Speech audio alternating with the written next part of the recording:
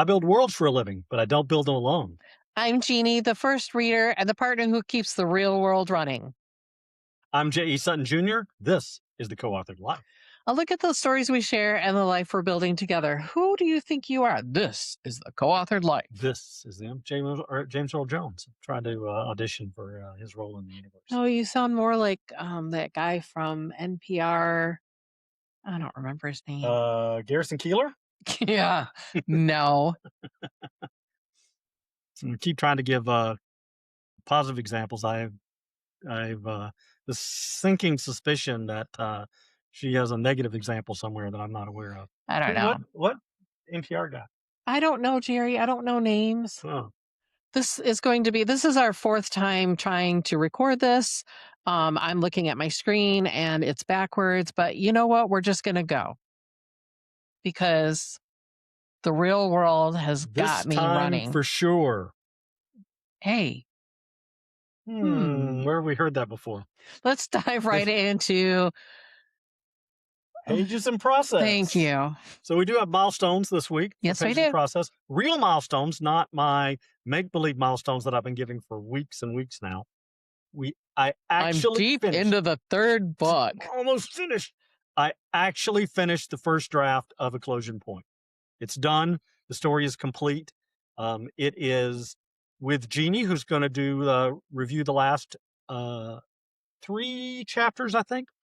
And then once she returns that to me, I do a full read through and make changes anywhere there I think something needs to be fleshed out or something needs to be corrected. I'll do that. I return it back to Jeannie. She does a full read through from page 1 to the end and gets comments there. And then we do a final read aloud editing session after that. So yeah, that's always kind of fun. Yeah. I might make you take me to the beach to do that. Oh, that'd be fun. Yeah. Beach read along. That'd be good. So Eclosion Point is coming right along. It's taking a little bit longer than it did for my. He says it's coming right along, but it's done. It's just we're at the editing part. And you said end of June, and that's like 3 days away. So you're ahead of the game. Yes, but we still have lots of work to do before the release in October. You are definitely a glass half empty kind of guy. It's not really true, but I do know that there's lots of work to be done. The independent publishing process, there's a lot of steps to do. We have to finish the editing. We have to then get it formatted and ready. Although I've started doing stuff like that. Then we need to talk about some little things like how the scene graphic needs to be readjusted. Those need to be replaced. Those are just the chapter. Yeah, the chapter graphics. There's a term for that, and I forget what it is. I'm not going to do that this week. We're not going to make everybody wait for 10 minutes while I try to think about that word. But Jeannie may look it up and put it on here. But there's a name for the no, she's not for the chapter graphics behind the chapter headings. But so we have to do all that. Then we have to finish the editing, do the formatting. There's lots of stuff that goes into a book that isn't part of the first draft writing. Things like the dedication and the epigraph, any sort of additional material that you want to put in the book. Sometimes I end up writing a prologue or an epilogue after I've written the first draft. I don't think that's going to be necessary for this book, but sometimes that happens. But other than all of that, then we have to get it ready for publication, send it out to the various sources to get it approved in formatting and everything. And then we have to start publicizing it. We have to recruit beta readers, not beta readers. I was just reading about that, the difference between beta readers and ARC readers. I'm your beta reader. You're my beta reader. Yeah. As well as my editor. ARC readers, there might be a beta reader. We might try that this time with one of our most dedicated fans. Yeah. So we might try that. And then I have to start creating the promotional materials to release it, and then we get to release it, and then we'll be in person in November for the first time after the release at the Next Chapter book store, doing a little meet and greet on Good Friday, isn't it? Isn't it Good Friday? No, Good Friday is before Easter. This is Black Friday. That's at Thanksgiving time. Black Friday, Thanksgiving. Good Friday, yeah, that's a different holiday. I mean, it will be a Good Friday because we'll be there, but... And if you're there, it'll be really, really good. Yeah. So, the other milestone I want to talk about that we've been talking about, we're actually this one's sort of a fuzzy milestone because it's not 100%, but it is. I have reviewed the last of the master recordings for the Failsafe Program's audiobook.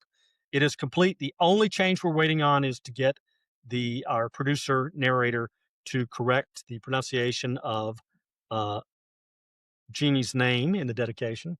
I mean, I get it. Jeanne. Everybody pronounce it Jean. Yes. It's actually French. It's actually Jean-Marie is Jeannie's name, but everybody said we pronounce it Jeannie. It's her parents pronounced it that way forever. I don't even think about it anymore. I don't either. Pronunciation. So I totally forgot to call that out to her. So that's really on me. But she's going to get that fixed either this weekend or early next week, and then we'll submit it to Audible. And once it passes their technical checks, it'll be ready for publication, and we'll push it out. So if you like audiobooks, we encourage you to not only to get the Failsafe Program audiobook, tell your friends to get it on audiobook because it is a huge investment for independent authors. Guerrilla marketing. Listen to my book. Listen to it now. But anyway, in all seriousness, it is an incredible investment for independent authors, which is why you don't see a lot of independent authors publishing audiobooks because it's very expensive. Yeah. And you have no guarantee of return. No. And the narrator who's producing your book in audio format understandably needs to get paid. It's not, this is not her work. This is my work. I'm investing in it. She needs to get paid. Now, we have a very good relationship with our producer. She's taking a cut of the any sales to help reduce the costs, but she still has to get her piece to do the actual work that she did. So we're happy to do that, and we just want it to be successful so that we can then afford to finance recordings of Cybernetic Resonance, which I would love to have in audiobook format, and Eclosion Point, which that would be even greater to have in audiobook format. I love the audiobook format, and I know that there's like something like 30 or 40% of the book consuming market that that high? Likes it. Yeah, I think it is. That likes the audiobook format. So we want to support that, but to do that, we need your help. If you are in it, if you like that format, support us, help promote the book, buy it yourself if you like that format. So that's our pitch for the audiobook version of the I'm really looking forward to listening to it. And as I have said, this forced me to actually go through the book again fully for the first time since October of last year when I first did the final read through after draft 1. I don't read the whole book after I've written it. I just don't. I move on from the story. So I listened to the whole thing from start to finish to go over the master recordings, and I got to experience the story again. And there are things you forgot that you wrote. I mean, it's like, oh, that's pretty good, or ooh, I wish I'd written that differently. I think every author experiences that when they go back to their work after some period of time. But the other thing that was kind of surprising to me is I experienced emotion in the recording that didn't necessarily mirror what I had in my head when I wrote it or when I read it, but makes perfect sense when you interpret it and listen to it. When there's an emotional outburst from someone, there's emotion behind it, and that doesn't necessarily come out in your head when you're reading it. That's surprising. That's how I read. It just depends, and it may be because I wrote it and I understood the emotion that it doesn't feel the same way when I read it flat on the page. But when I heard it, it's like, oh, that's how that would sound. And sometimes it seems a little dramatic to me. Other times it's like, well, that's how somebody would sound when they were being overly emotional, which this person was being in the story. So now I really can't wait to listen to it. That's at the very end. So it'll be the very end of the book when there's a very emotional scene at the end of the book. Is it Stacy? No, I can't say the name, but it spoils it. Okay. It's the final confrontation. There's a very emotional, overwrought monologue from one of the characters. Okie dokie. I don't really remember. See, it'll be new to you too. After the broadcast, I'll tell you because I can't spoil it. You already know the story, but I don't want to spoil it for anyone who hasn't read it. Yeah.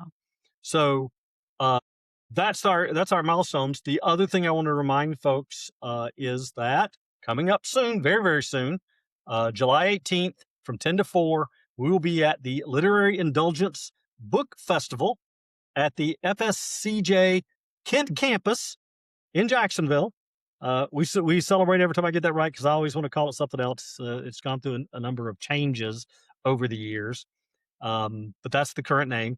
So we'll be there from 10 to 4. There's lots and lots of other local authors who are going to be there selling 40. autographing books. Yeah, 40 book authors. That is in addition to the featured authors that will be speaking that day. There'll be workshops. There's activities for the kids. There's food trucks.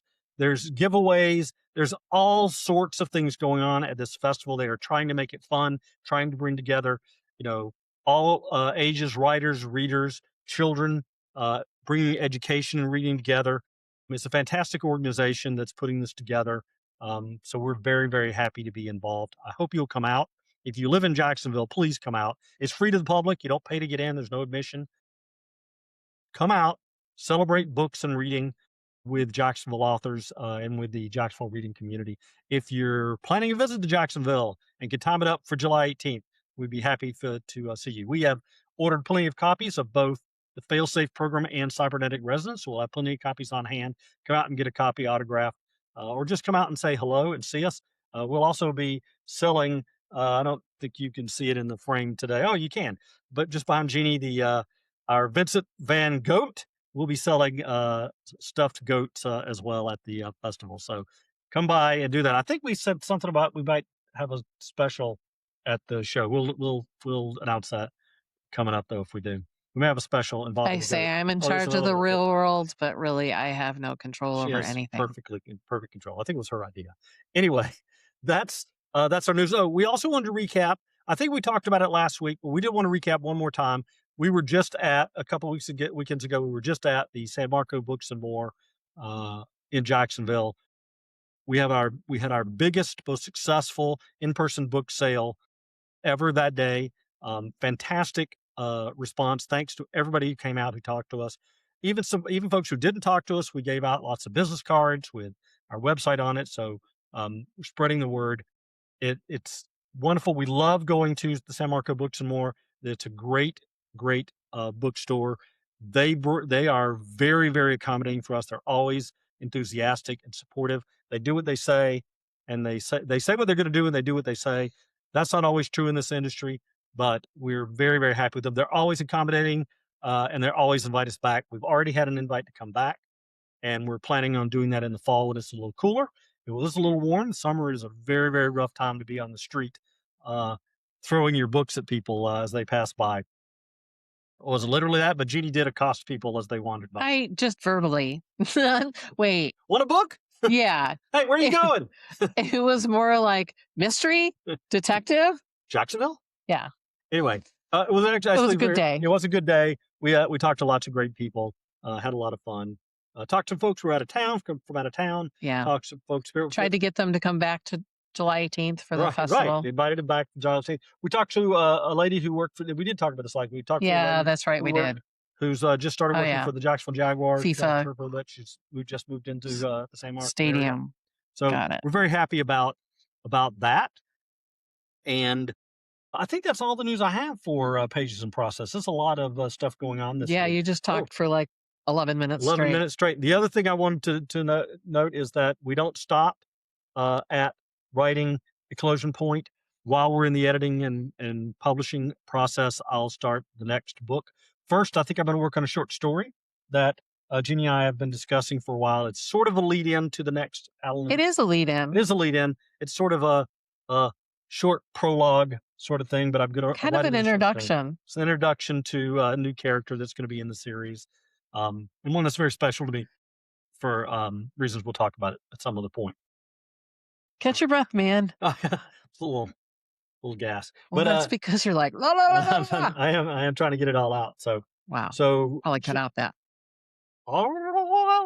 Anyway, I think that's all the news I have. Do you have anything? Nothing. Any questions you have for me? No, it's just summer. It's the season of blur for me, which I like.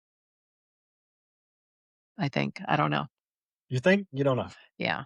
Try to think. We already kind of talked about that this morning at breakfast. Like, summer is weird because you think about last year and the year before and the upcoming year, and anxiety sets in. And yeah, did I make the right decision? Did I not make the right decision? I think I made the right decision, but For the record, there was no wrong decision in this no, there's situation. She no. had two offers for positions. She selected one based on the environment, Yeah. and I think it's the right choice. Although there were reasons to make the other choice, and you know, Yeah, you know what? I think at that Who point, knows just what make happened? just make a August. decision. Right, I right. could You never I could know. be working for the Literary Indulgence Festival woman who I absolutely adore. Marie, if you're listening to this, Jeannie would like to talk to you.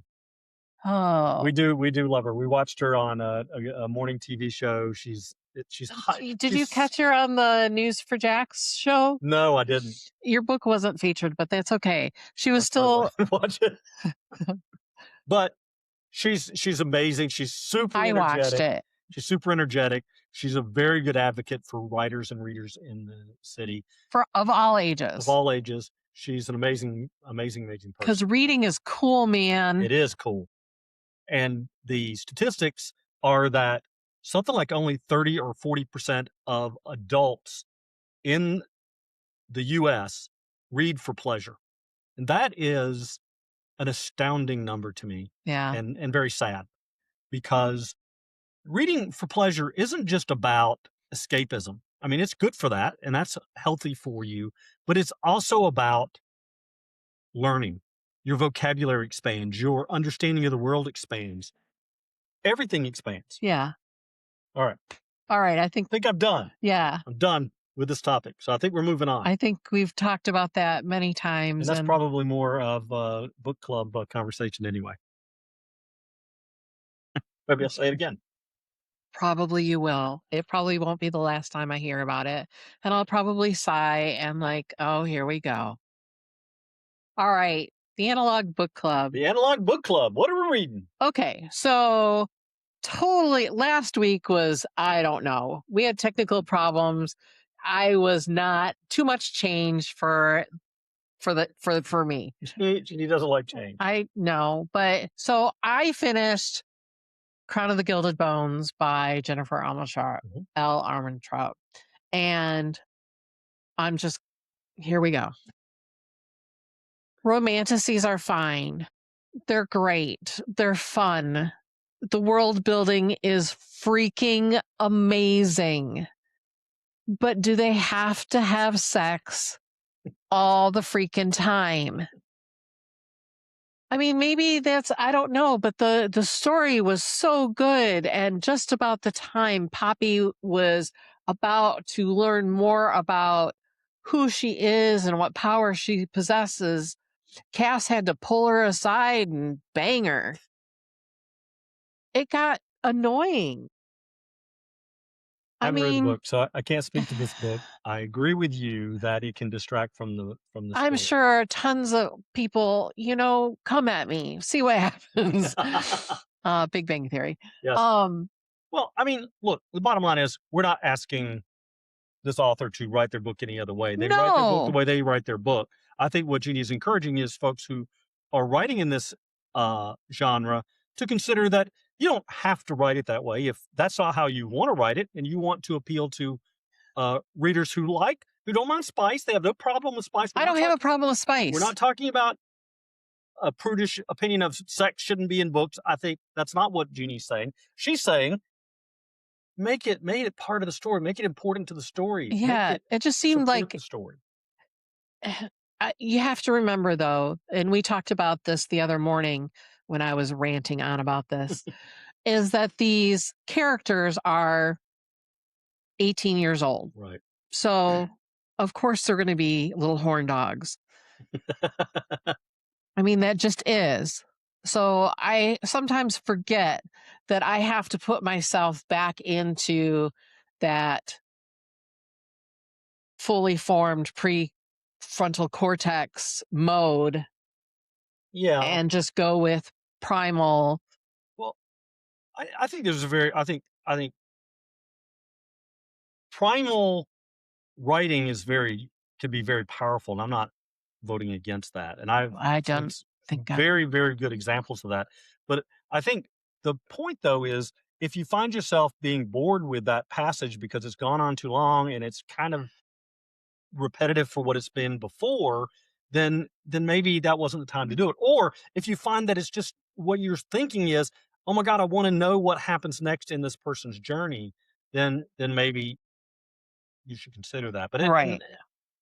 again, writers write what they want to write. Readers judge their writing and they decide who they want to read. And but there is an audience, I think, for romantasy that, well, it doesn't have to have no spice, but that balances that spice with the story itself.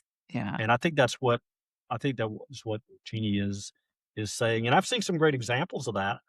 It's not on my phone. But so at one point, she basically, I'm going to paraphrase this thing. I did highlight it and no, I don't know what I'll do. But basically, there was a big revelation, and Cass and Poppy were hugging, and instead of going into the detail, it was, I loved him and he loved me and we both loved each other until the cobwebs were cast aside, or something along that line. And I'm like, yes, this is what we want. We want that emotional connection Right. after a big Right.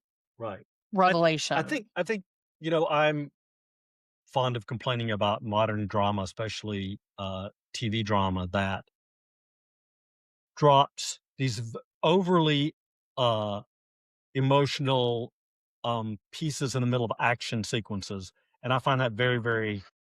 You mean you're going to talk about your feelings while you're in the middle of a gunfight? That's not how people don't do that, right?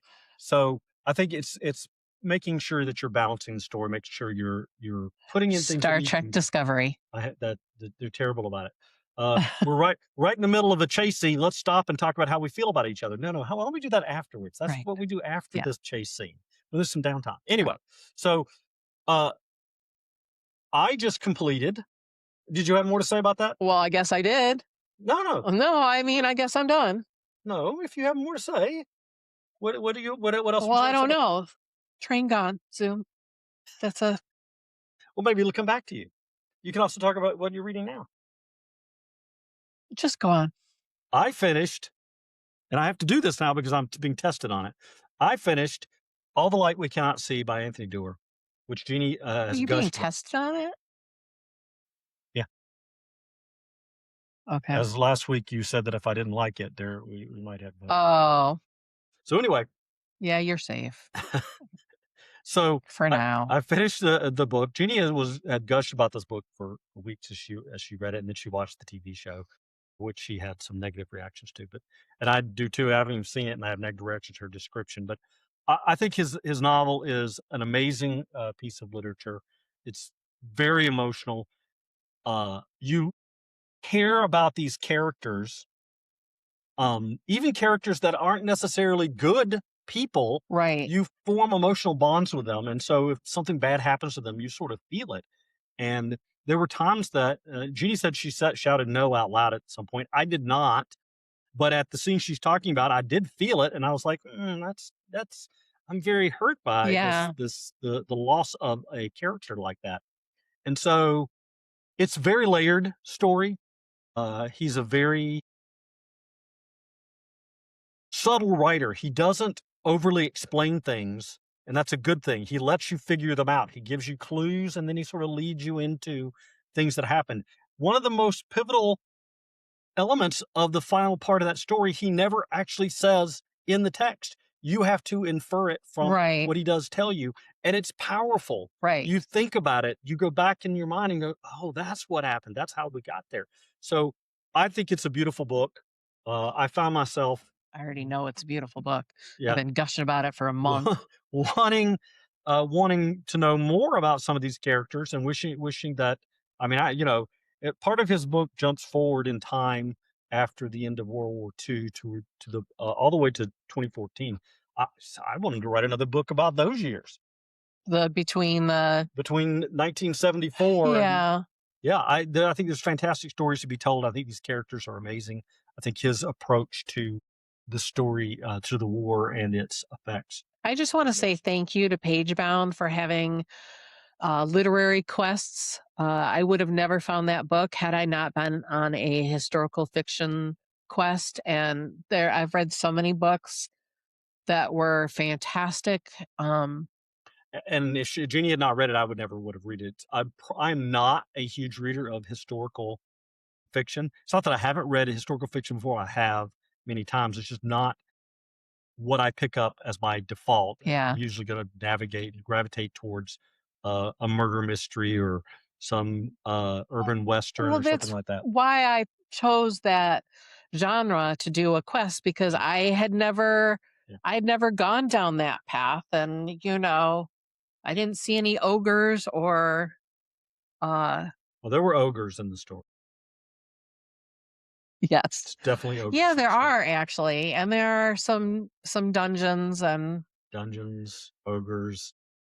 There's one of the challenges that I have for reading stories written around World War II is that I find that time period very, very disheartening of from course it from a is. human standpoint, and it's supposed to be. Yes. But it's difficult for me to not get depressed reading those stories.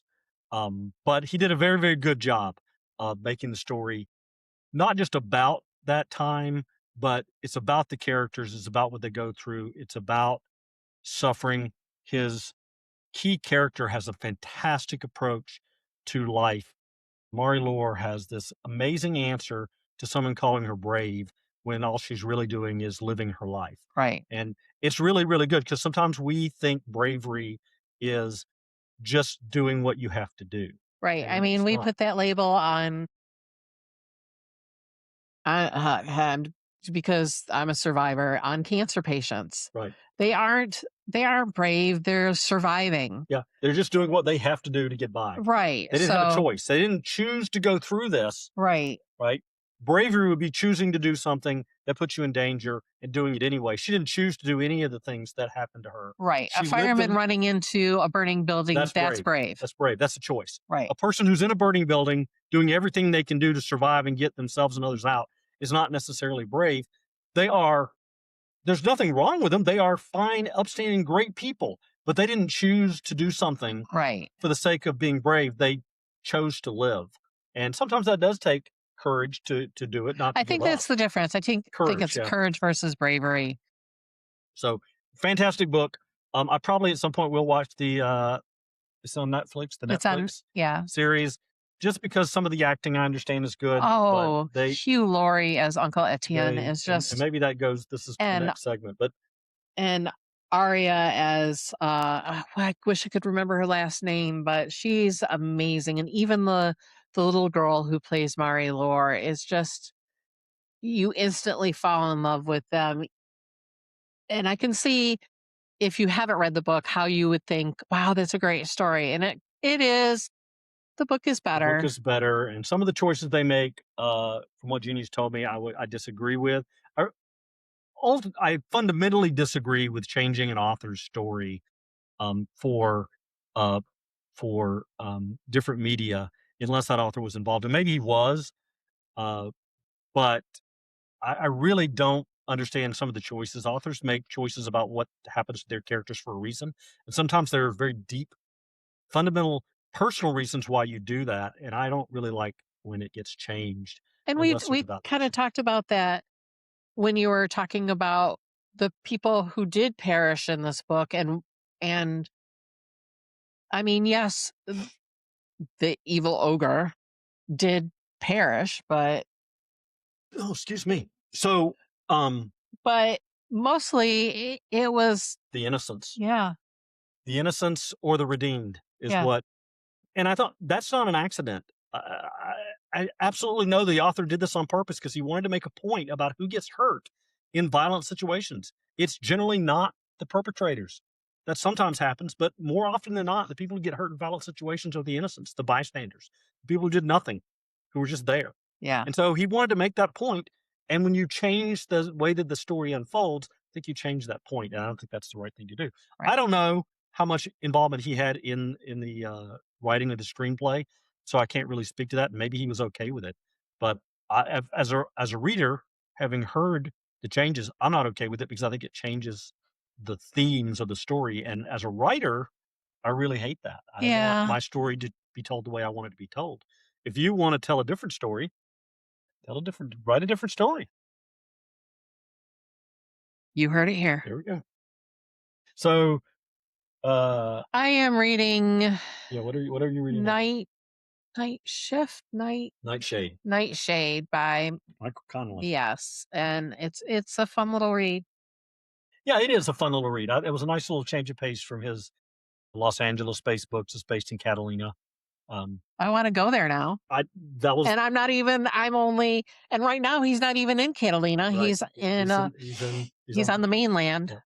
doing his detective stuff. Overtown. That's what they call it, right? Yeah. Overtown. Yeah, it's a great little book. I loved it because it did give you a sort of flavor of Catalina. And really, I want to go there too because of that book. And that's what I want books to do. That's what I try to do with my books when I talk about Jacksonville.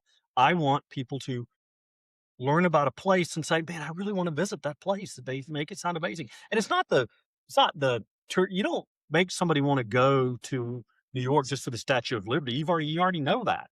You want to go there because they talk about the deli on the corner or the traffic, and you want to see and experience the sounds Right. of the city. The museums, And the park, you want to hear the street cop yelling at the pedicab who blows through a red light. I see you, pedicab. That was great. True story of one of our first visit to New York. Cut us right off. Yeah. Police officer. Got a whistle and got yelled at by the traffic cop. She was great. She was great. She was funny. Okay. Anything else? I'm still reading the Ian Fleming novel Live and Let Die. That's going to go on for a little bit. Yeah, I'm still listening to Ken Follett's The Pillars of Earth, which I'm just started reading. Which apparently I'm getting cut off. Huh? What'd you say? Nothing. I'm just started reading The Cat Who Sniffed Glue by Lillian Jackson Braun. Is that an airplane kind of? It was the wrong week to stop sniffing glue. I don't know. And I might have gotten that title wrong, but it is something about glue and a cat. I know that. I know there are cats in there because it's Lillian Jackson Braun. But I'm sorry, I'm going to read that before I get started on the next longer piece. Those are always quick, fun reads. And so that's where I'm at. Anything else in Analog Book Club? I don't know. Probably not. There might be. Like what? I don't know. Okay. Plot and popcorn. What are we watching? What are you watching? We finished Ted Lasso. Sorry, we finished Ted Lasso, and I can't. That story from season 1 to season 3 is such a journey. Yeah. And written intentionally to be so. It's not an accident. They talked about that, right? That they had an arc they wanted to tell, and they tell the story. And it's heartbreaking at the end that he goes back to America, but and leaves spoilers. Yeah, leaves all of his new family behind. And that's truly what it is. It's a new family. Yeah. But I think even then you get the sense that he's not disconnected from those folks. And of course, obviously they're going to do a 4th season, which he's going to be back together with all those folks. This is probably the 3rd time I've watched it all the way through, this series all the way through. I think you get lulled into a sense of it's just a fun little show. It's got lots of comedy bits. I mean, you know that there's a storyline there, but I think what you don't really think about until you watch it again and again and again is how they grow every single character in the story. Yeah. They all have personal growth. They all start out in one place, in many cases damaged or struggling, and they all get to different places. From almost every single one of them, except with the exception of maybe one character who starts out perfect and ends in the same place. Who? May. Yeah. May doesn't change. She's above it all. She is who she is. She is who she is. But she's an she's an older person. Right. I was going to say elder, but I couldn't get that word out. Yeah. She's an elderly person. She's established. She's already had such a full life that she's rooted. She's confident. She's sure of herself. She does what she wants. She is not all apologetic. But you know, I mean, she's a I great. didn't even think of that. That's a But great she doesn't really observation. grow because she's already there, Right. and she sort of acts as sort of a stabilizing force for a number of the characters. But all of the characters, even the tiny little minor characters in the bar, The three grow. guys. The three guys grow during the whole. What do I have season. to live for if Richmond wins it all? Right. I don't know. Connecting with somebody, starting a family. Right. Right. So it's just amazing at all of the characters who. And I'm totally going to take on the Roy Kent philosophy. Tell us what that means to you. Don't settle. Don't settle. Yeah. Yeah. Don't you dare settle. Yeah. So, but that character is a great example. I mean, they grow that character from start to finish. He becomes a more human character. He does at one point say, "What have you done to me?" Yes. To Ted. But through this process, he learns to be a more compassionate, more giving person. Yeah, we've talked about that. Yeah. He's not a bad character to begin with, but at the beginning he hides his humanity behind his gruffness, and he learns to let that go. Yeah. And it's a fantastic story. He becomes a much better person for it, and he and his arch enemy become great friends. Yes. And that person goes from a very selfish person to a very open and giving person. Yes. And throughout the story, again, almost every single character in the story grows and becomes a better version of themselves. And that, I firmly believe, is the entire point of the whole show, is that you can become a better. They actually asked this during the last season, right? Can people change? And the answer is a form of, you can become a better version of yourself. Right. You can't fundamentally be somebody else, and you shouldn't want to be, but you can be a better version of yourself. And that's what each one of these characters. Well, don't you think that's really what everybody strives for, is that every day is a little bit better than the day before? Yeah, I think so. If you are approaching it's hit or miss some days. I mean, some days it's are not like a straight line. I mean, you don't. Right. Your life isn't a straight line up. There's a graphic that I love about giving 100% of yourself to something, and it shows the 7 days and the bars, and some days it's 20%, some days it's 70%, some days it's 10%. Some days, you're giving it your all, because if the trend is trending up, you're doing great. If you're flat, maybe you need to rework some things. If it's going down, please get help, because it's okay not to be okay. Yeah. And they approach that in the show, Yeah. too, right? They approach that you don't have to be. First of all, you don't have to do it all by yourself. You can have support. That's a good thing. I miss my therapy sessions. I really should get that back. Especially that therapist, because you were really happy with that therapist. Yeah. So I need to find a therapist. If you're a therapist and you want to reach out to me because you think I need help, because I know I need help, please contact me. So, anyway, great series. We just finished it last night before last. No, last night we watched Widow's Bay. We did watch. We finished Widow's Bay. Whew, that's a different story. We'll get to that in just one second. So we did finish the night before last. Watched the final episode. That's always, Jeannie knows that I have trouble with that. It's bittersweet for me to finish a series, because then it's done, and I'm very sad about that. But we did watch the final episode. It was very heartwarming. Yeah. I think there was tears involved, and you big baby. No, I'm kidding. I'm not crying. You're crying. Anyway, so Ted Lasso, great show. If you've never seen it, Apple TV, go and watch the show. It's coming back in August for a 4th season. We're excited about that. Seems like a blast. We watched the trailer for it. You know what they're doing? They are not going to release 2 episodes the opening night, the opening thing. Oh. They're going to do 1 episode a week. Oh. And yeah. I'm sort of torn on that, but I get why you do it. I mean, I like binging things, and Jeannie really likes binging things. But I get the model where you give people time to watch the show and then experience it and digest it, talk about it, and then come back for another episode. That's very good. Again, it's when you. Well, that's what Widow's Bay did. Yes, they did. And we're going to talk about Widow's Bay now. Widow's Bay is next. We're going to talk about the next. Go watch Ted Lasso, especially Again, before August 4th third comes time out. he's told you. I'm telling you, go watch. Put down the Failsafe Program of Saturday Night Residence. Watch the show. Come Oh back my gosh, just stop. Let's not get hasty here. Just put it down to watch the show and then come back. My gosh, Widow's Bay Widow's Bay. did that. They did a weekly episode, and I think it played out great. Yes. That show is dark and hilarious. It is definitely dark humor. Last night, not so funny. I mean, there were a couple of humorous moments there, but there were a lot of tense moments. Watching one of the characters discover what the island really was about was terrifying. Yes. That was eye-opening. And they sort of lead you into what's most likely going to be, hopefully, another season with the ending of it, which doesn't really resolve anything. They sort of set it up to resolve the island's curse, but they don't.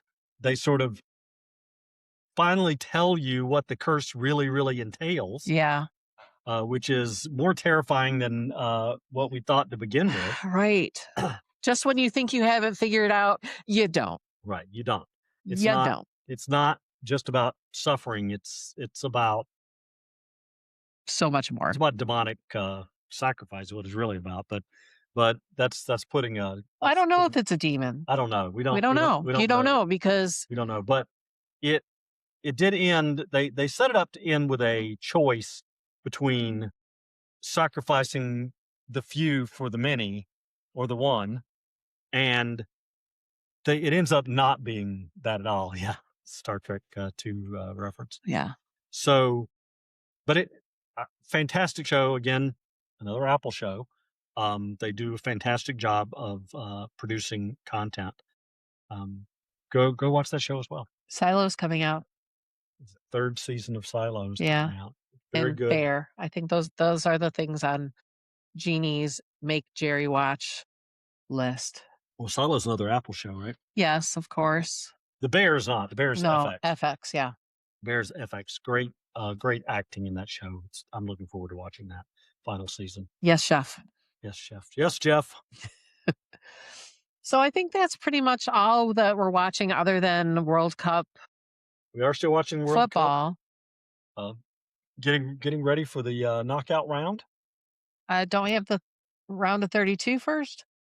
Yeah, and then immediately after that is the knockout round. Yeah. The U.S. has already made it through. Some teams have already made it through to the knockout round based on their point standing. I don't get it all, but that's okay. But yeah, we're looking forward to watching more of that and getting fewer and fewer games, so then they become more and more impactful. Yeah.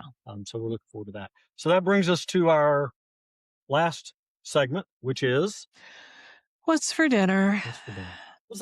Sometimes that's kind of how I say it too. What are we having for dinner? Yeah. What do you want for dinner? So what do you want? Yeah. Food. That's the usual. Food. Good what food. kind of food? Good food. Hot food. So yeah. We were discussing this morning. It was a little light this week for culinary experimentation, at least.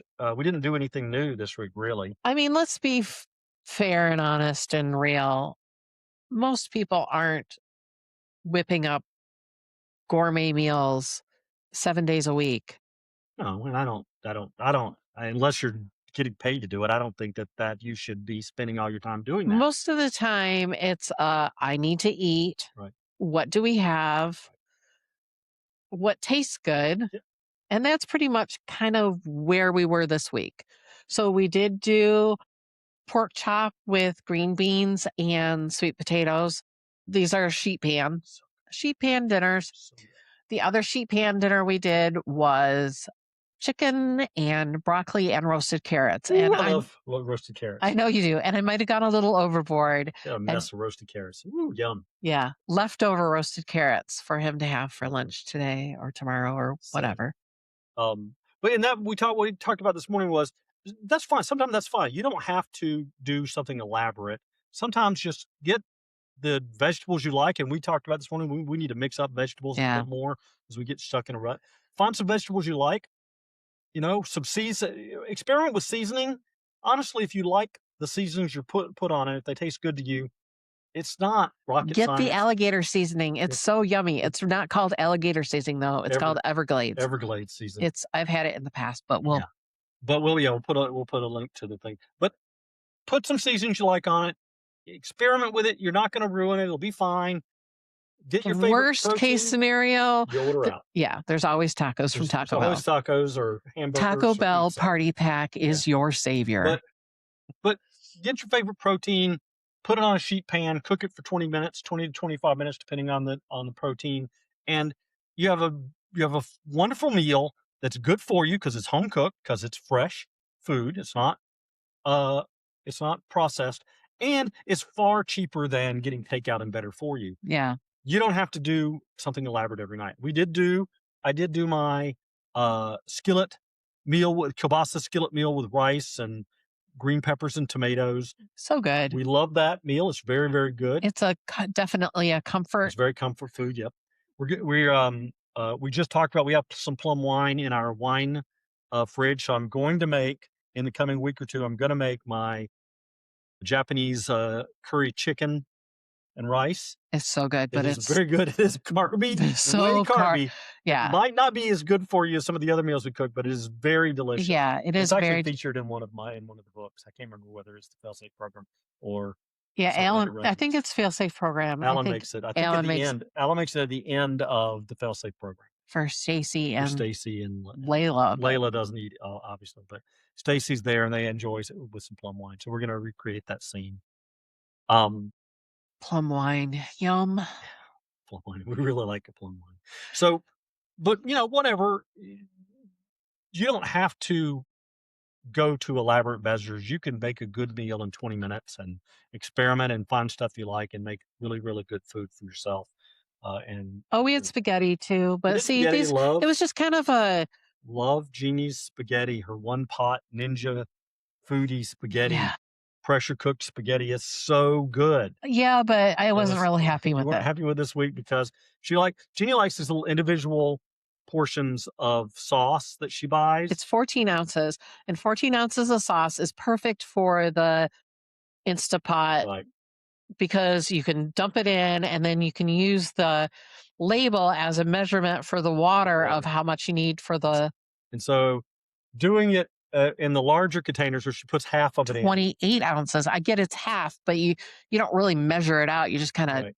So you get a half. You don't have the precise measurement with water. You're saying you do. So it comes out a little different. It was a little watery this time. Tasted really, really good still, but Jeannie wanted it to be a little bit better. But I love it.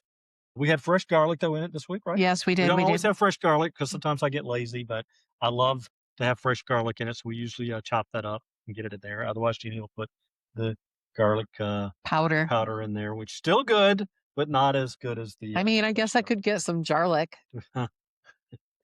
Get jarlic, get the processed garlic, I guess. But yeah, we had that. It was really good, really, really good. I love spaghetti. This morning we had a very nice omelet. We did. Shallots. Sausage patties that I cut up into small pieces, and then we cooked all that together, along with some spices. Jerry likes to cook breakfast. I do love cooking breakfast. It's my favorite meal to cook. And then I cooked it in an omelet and put a lot of huge chunk of Colby Jack cheese on it. Because cheese. Really, really good. So it was very, very tasty. Love it. And I think that's all we really had this week. Yeah, I really don't think there was much more for the food. It's like I said, sometimes it just is what it is. It is what it is. So I think that's it. Do you have anything else you'd like to add? No, I don't. We're still running our book sale on the website. Oh, yeah, we are. BOGO. Go to the website, get the BOGO through at least the end of the month and maybe a little bit into July. It's going to end in early July. I think you should end it like July 5th or something. Like you heard it here first. Go now before the end of the July 4th holiday. Yeah, we'll go through that weekend, 4th of July weekend.